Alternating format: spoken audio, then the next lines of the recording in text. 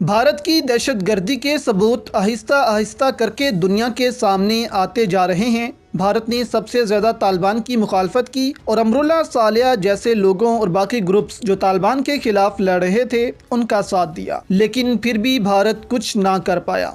अब अगस्त 2021 में तालिबान ने काबुल पर हमला किया और काबुल का कंट्रोल भी हासिल किया, जिसके बाद काबुल एयरपोर्ट का कंट्रोल भी तालिबान के पास आ गया। इस दौरान काबुल एयरपोर्ट पर खुदकुश हमले भी किए गए थे। अब इसके ताने बाने भारत से मिल गए हैं। जिस शख्स ने ये हमला किया वो भारत में ही रहता था। अमेरिकी जरीदे ने 26 अगस्त 2021 को काबुल एयरपोर्ट पर होने वाले खुदकुश हमले में भारतीय हाथ मुलविस होने का इंकशाफ किया है। इंतहा पसंद और दहशतगर्द भारत का चेहरा दुनिया के सामने जाहिर होने लगा है। अमेरिकी अखबार ने इंतहा पसंद और दहशतगर्दी की कार्रवाइयों में मुलविस भारत का चेहरा बेनकाब किया। न्यूयॉर्क टाइम्स की रिपोर्ट में वाज़ेह हो गया है कि काबुल एयरपोर्ट पर 26 अगस्त 2021 को होने वाले खुदकुश हमले के ताने बाने भारत से मिलते हैं। अमेरिकी अखबार न्यूयॉर्क टाइम्स ने रिपोर्ट में होशबा इंकशाफ करते हुए कहा कि हमलों की मंसूबाबंदी भारत में की गई। अमेरिकी और गैर मुल्की इंटेलिजेंस हुकाम ने हमला आवर का प्रोफाइल तैयार किया है। रिपोर्ट के मुताबिक 30 अगस्त को आखिरी अमेरिकी फौजी के इनखला के बाद से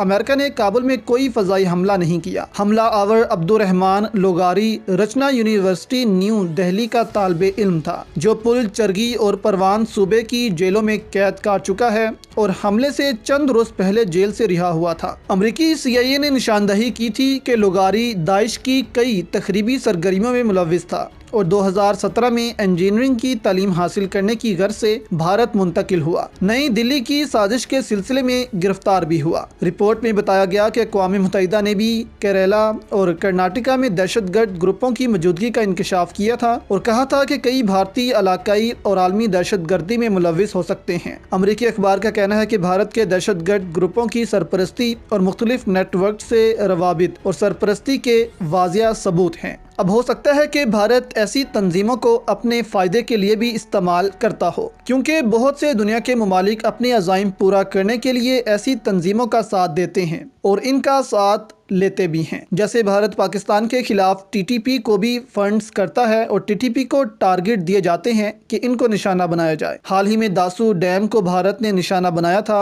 TTP के जरिए, और इस वक्त हाल ही में यह खबर भी आ चुकी है कि दासू डैम पर हमला करने वाले तमाम दहशतगर्द पकड़े गए हैं और पाकिस्तान की तहवील में हैं।